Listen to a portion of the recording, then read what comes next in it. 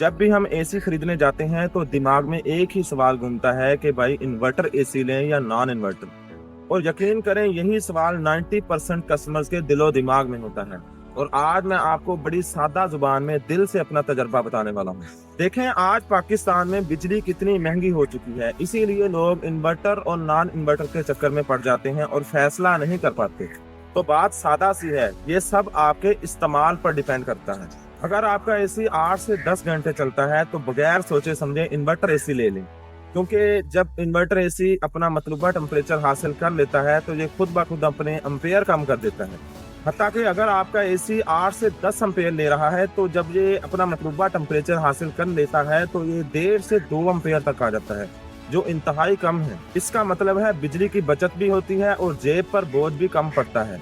लेकिन अगर आपका इस्तेमाल बहुत कम है, यानी सिर्फ मेहमान वगैरह आए तब ही एसी चलाना है या वर्कशॉप वगैरह में थोड़ा बहुत काम होता है, तो आपको इन्वर्टर लेने की ज़रूरत नहीं, क्योंकि इतने थोड़े वक्त में एसी को अपना टेम्परेचर मेंटेन करने का मौका ही नहीं मिलता, चाहे वो इन्वर्टर हो या नॉन इन्वर्टर, दोनों एक ही जितनी बिजली इस्तेमाल करेंगे।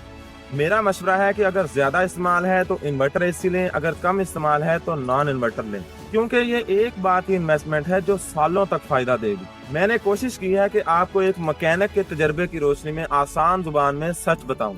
अगर आपको ये वीडियो फायदा मंद लगी हो तो कमेंट में अपनी राय जरूर दें। Thank you.